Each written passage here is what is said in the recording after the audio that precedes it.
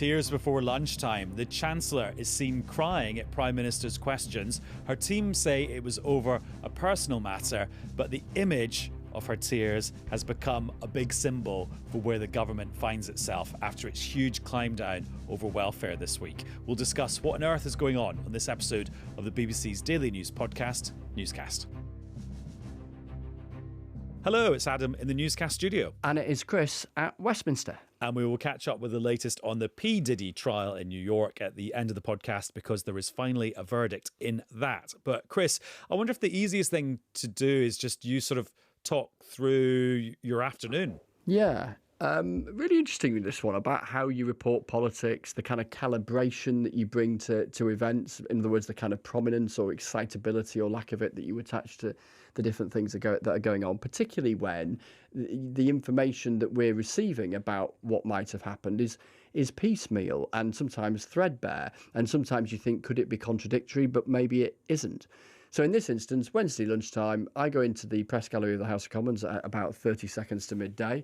Which we say is actually quite high up in the building, isn't it? It is. And I usually sit above the Conservative benches looking down on the government benches. And as it happens today, that's where I did sit. So I was looking directly at the Prime Minister and the Chancellor. And it became very clear pretty early on that Rachel Reeves was crying, that she was wiping tears away repeatedly, not just once or twice, repeatedly wiping tears away from her cheeks. And it became sufficiently clear, and it was very visible for people who were watching live on the telly, that Kemi Badenoch, the Conservative leader, made reference to it in trying to make a point about the political predicament that Rachel Reeves is in, which, by the way, is no doubt more difficult as a result of the about turns of the last couple of days than it was because of the kind of hole that it blows in her budget.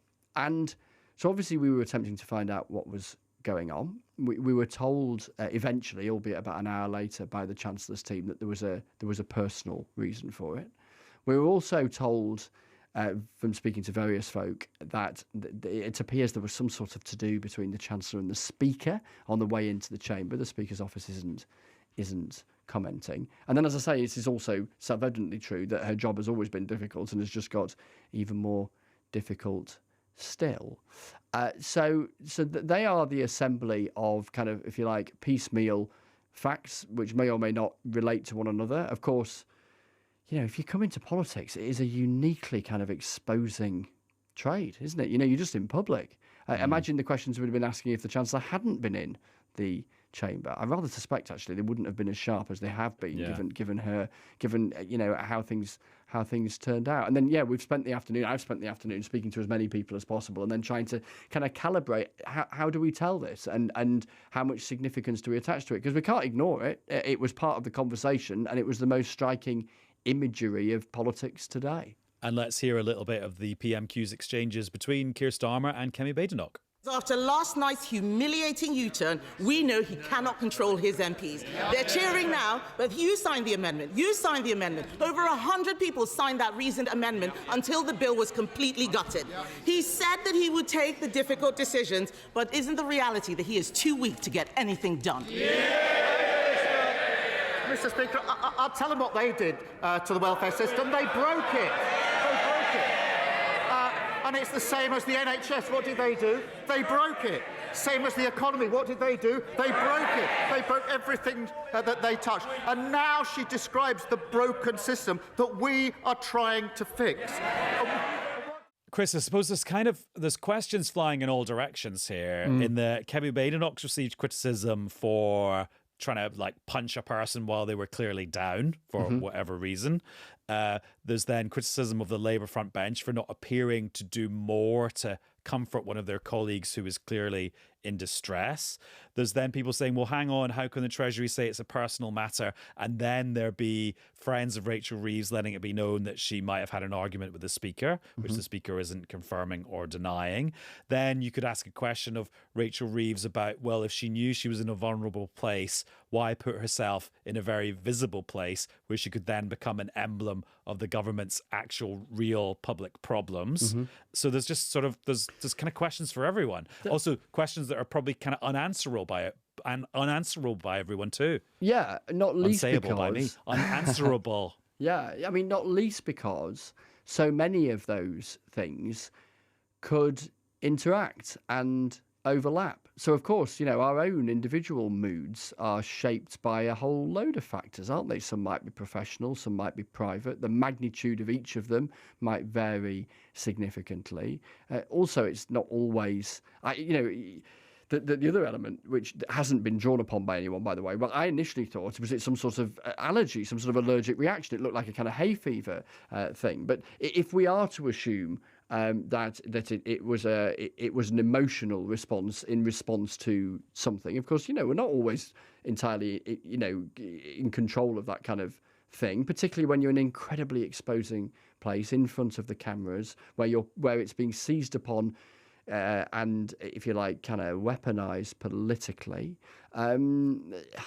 But then if you're Kemi Badenoch, of course a central political question today is the Chancellor's position, because there are Labour MPs privately muttering about exactly that, about the strategy of the government as far as economic policy is concerned. And also Keir Starmer did not give a rock-solid vote of confidence in her when he was asked about it. He didn't. That came afterwards via a spokesperson. Yeah, no, quite. But then equally, I know that in that sort of situation, political leaders are often conscious that they think they might be being teased into generating a headline by offering support, and then you get a headline that says Prime Minister forced to offer 100% support to beleaguered Chancellor. Which he did do anyway. which in the end they did get to. So there's even a sort of subtlety and a nuance there. And I can tell you, as we record it just after 6:30 on Wednesday night, Downing Street Prime Minister's team are going out of their way to really lay it on about the strength of the relationship, how they are this double act at the heart of the government, and how, he wants Rachel Reeves to be there for into the long term, etc., etc. So they're not leaving any wriggle room now around all of that. And on the whole thing about how much he or Labour MPs might have known at the time, the curiosity, of course, even if you're on the front bench, let alone if you're behind, you wouldn't necessarily have known, because you'd have been looking at the back of the Chancellor's head, or looking straight ahead if you were on the front bench. For the Conservatives, and indeed for those of us in the press gallery looking in the direction of the government benches, it was much, much more clear. And then in terms of actual facts here, there was a market reaction. So the government 10-year gilts, so that's 10-year loans to the government, the yield, in other words, the interest rate of them, went up as a result of the speculation around the Chancellor's emotional state. Yeah. But how's that been interpreted a few hours later? Well, a few hours later, and we don't have Dr. Faisal with us to crunch the numbers, but it looks like that sort of kind of corrected itself relatively quickly once it was made clear that the Chancellor wasn't going anywhere, the Chancellor was staying in position, etc., etc. Because there was a flurry immediately after Prime Minister's questions about whether she was about to leave, resign or be replaced or whatever, and that was squashed pretty quickly. And it looks like the market was reacting to the prospect of a bit of instability in the Treasury, yes, as opposed to the demeanour of the person currently in the Treasury. Indeed so, but of course it is not unreasonable to draw a line between those two things until someone says you shouldn't draw a line between those two things, because the power of the imagery, which I think will be very prominent over the next sort of 12, 24 hours-ish, was just unavoidable. There's just no doubt about that. In this noisy, often quite macho, shouty, aggressive environment, here was somebody who was clearly struggling, and not just briefly, but for the entire half an hour, pretty much, and there in front of the cameras every single time the Prime Minister sat down. So it's not unreasonable that people would, at least in the first instance, look at that and start asking sort of reasonable questions until explanations are offered, at least up to a point, as to what might have contributed to it. And then just in terms of the kind of classic political fallout from the massive climb down by the government on the reforms to personal independence payments on Tuesday, what's been the next phase of that? Well, the Conservative leader, Kemi Badenoch, was having a ball, really. She had plenty of opportunities to have a good old bash at the Prime Minister, along the lines of, you said it'd save a lot of money and now it isn't going to save anything. Prime Minister, trying to make the best of a bad situation, really, as far as welfare reform is concerned, and pointing to the elements of the plan that are still there, even though it's been pretty much eviscerated. And then plenty of riffs, which we'll hear plenty more of, I think, in the next 48 hours or so, of what they see as Labour's greatest hits of year one. Not least an emphasis on the NHS. We'll hear more from the Prime Minister on Thursday around that, the government's 10-year plan. And that's a kind of binding agent, the NHS, for the Labour family, because they're proud of their role in its establishment, etc., etc. So if you need something to glue the party back together, brackets, they do, then the NHS is a useful talking point, even if the challenges it faces and the dilemmas politicians face around it are absolutely massive. And already you can see various economists spitting out their estimates of the hole the government has to fill in its public finances to meet its fiscal rules, having abandoned the welfare reforms, and they vary quite wildly. Yeah, they do, but they're significant. I was talking to Helen Miller today, who is the incoming director of the Institute for Fiscal Studies, replacing Paul Johnson, and Helen will become a very prominent face and voice on Newscast and BBC programmes and plenty of others besides in the coming years, sort of scrutinising the public finances. And yeah, 5 billion is simultaneously true to say that 5 billion in the grand scheme of public spending is a relatively small number, but within the sort of wriggle room that the Chancellor has, it is a big number. In other words, the wriggle room has become a lot more wiggly or wriggly to get out of. And, that brings us full circle back to the start of our conversation. That is undeniably, put aside everything else, Rachel Reeves witnessing what's happened in the last 48 or so hours will have thought, flipping heck, as if my job was not hard enough already. Look how much harder it has got within her self-imposed fiscal rules, the whole, structures around which she tries to project economic credibility, within her political rules around the taxes she will or won't go anywhere near, within all the other trade-offs that she faces. It has just got a whole lot tougher.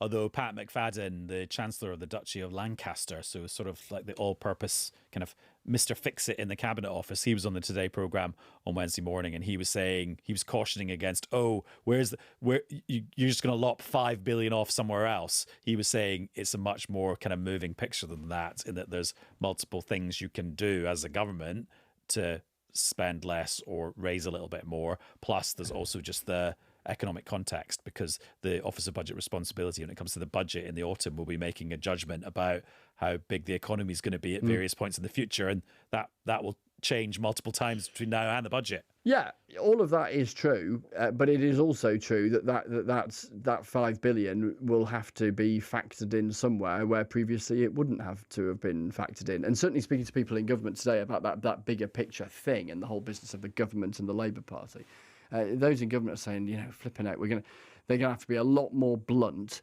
with backbenchers about trade-offs, about if you do X, you won't be able to do Y. You can only spend every pound once. So what about the two-child benefit limit, for instance? And the talk that Labour would lift that at a point where they felt that they could afford it. Well, if that was affordable in the autumn a fortnight ago, is it now affordable in the autumn after what's happened? They're not answering that question either way, but they are clearly...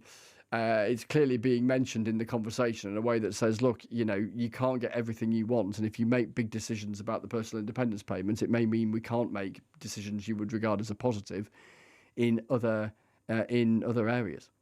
I'm going to make one prediction about the next 24 hours that's almost guaranteed to come true.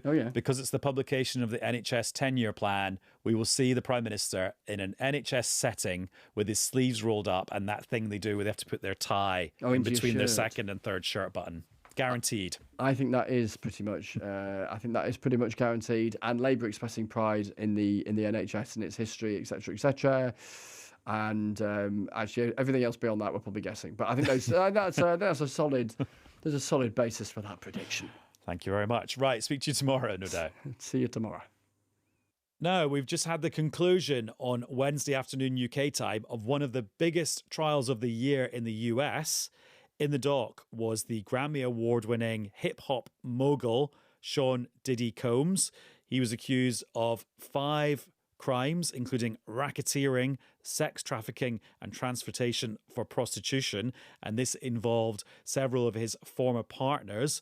And the court heard about these things he staged called freak-offs, where he would basically arrange for his girlfriends to have sex with male sex workers. He's been found not guilty on 3 of the charges and guilty on 2 of them. And he was acquitted on the charge that would potentially have seen him going to jail for life. That was the racketeering charge. Now, this has been a huge story. It's everywhere on every news website. It will be in every newspaper tomorrow. It has spawned so much comment online. I've just been reading a thing on the BBC News live page about how some pro and anti-Diddy live streamers have come to blows outside court. And the BBC launched a podcast to cover every twist and turn of the story because it was so compelling. It's called Diddy on Trial, and its host is Anoushka Mutanda-Dougherty, and she's outside court right now where it's quite a lot of activity going on. And so the audio and video might be a little bit wobbly. But hello, Anoushka. Hi. Do you want to just paint a picture of kind of what's going on now, just in the immediate aftermath of the verdict? Yeah, so once the verdict was announced in the overflow room and in the courtroom, it was announced to claps and cheers and people shouting innocent. When we came outside, all of Diddy's supporters had gathered to sort of cheer on the family as they got into the car. We're going back in at 1 to hear whether he will be released on bail. They've requested that he gets released on a $1 million bail where he can travel to Los Angeles and Florida and New York.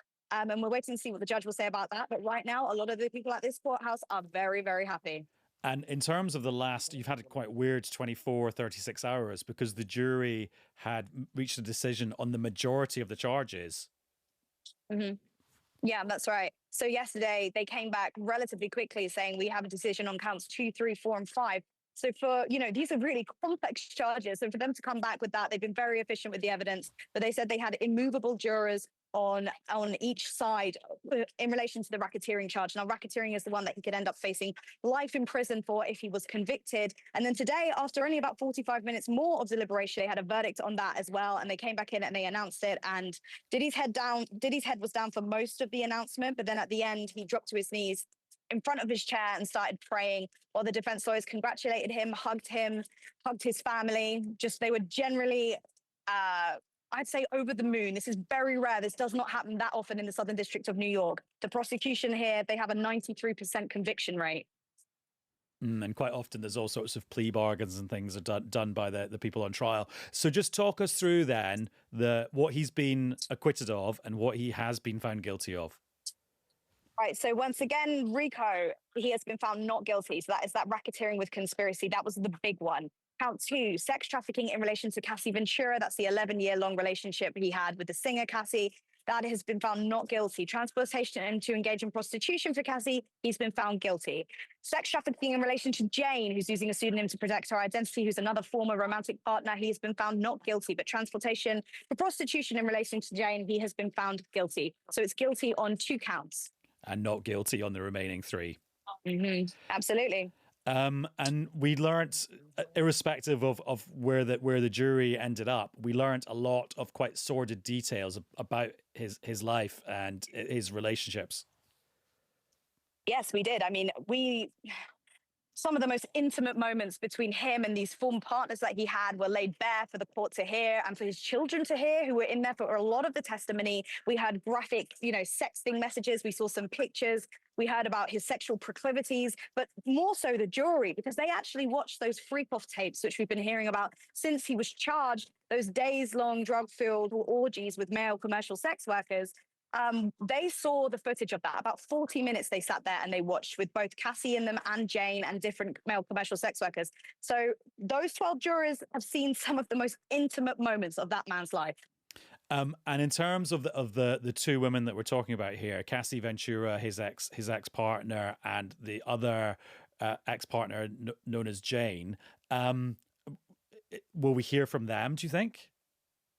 We had a statement from Cassie's lawyer that he's given. I mean, this is not going to be a happy day for her and her lawyer, nor is it Jane, as the big charges for them that he has been found not guilty on.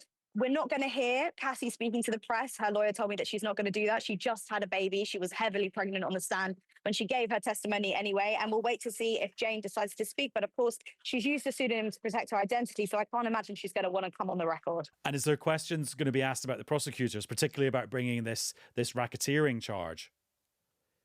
Absolutely. I mean, that is what the focus is going to be on now. Is this the overreaching arm of the federal government finding their way into people's sexual private habits, proclivities, bedrooms, and casting judgment, hauling a man in front of the world's press, in front of his family, and in front of a jury, and accusing him of running a criminal enterprise? This is a charge that was created to take down the mob, the mafia, organized criminal networks, and saying this man ran a criminal network and its sole purpose was to facilitate this abuse, alleged abuse, or now the jury have decided not abuse, of these former romantic partners or current romantic partners. It's a tricky one to do, and they did not charge him with any co-conspirators on the stand either. So even harder in that case. And where is Diddy kind of in the showbiz pecking order now? Because I feel like I've sort of lost track of his career. I remember obviously in the noughties when he was big as an artist. I've kind of lost track of where he is. I mean, we'll see what happens with his career after this. I feel like he will be able to reclaim a top spot in hip hop just because of the sheer amount of support we've seen online and here at the courthouse from his fans and from people who just feel he was being unjustly targeted by the federal government. He was there at the beginning of the commercialization of hip hop. He founded stars like Biggie Smalls. He created Bad Boy when he was 23 years old. You know, he has had a very successful career. We have to remember that he was a billionaire. I mean, he lost a lot of his assets when he was charged by the government, but he was a billionaire. He's very influential, and he still, you know, recently won a Grammy for his most recent album. So he's still up there when it comes to being a music star as well. Although he has now been found guilty of 2 charges, maybe not like the headline big charge that would have got him life imprisonment if he'd been found guilty of that. But he is now somebody who has transported people for prostitution. Yeah, absolutely. He's been found guilty on those 2 charges. But as the defense expressed when the convictions were read out, they said these are not the big ones.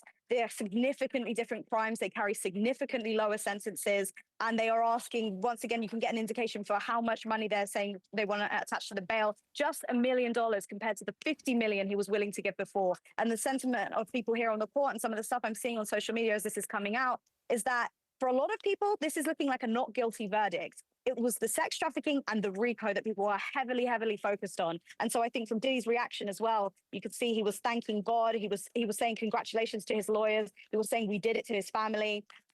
I think maybe he has that perception as well. Well, and I suppose this will be an interesting test for the rest of the music and entertainment industry, because the people that collaborate with him in future will either be like, okay, he's been found guilty, but we're willing to work with him, even though he's been found guilty on a couple of these charges, or there'll be people who say we don't want anything to do with him because he's a convicted criminal. He won't be the first musician to be a convicted criminal who carries on having a music career, especially not in hip hop. So I think that people will make that decision, and we'll see where he goes from here. We can expect people like Kanye or Ye West to be showing their support. He just released an album or a mixtape last week with Diddy's son saying free Diddy, free Diddy. So he will definitely have a base of support that still exists in the hip hop ecosystem.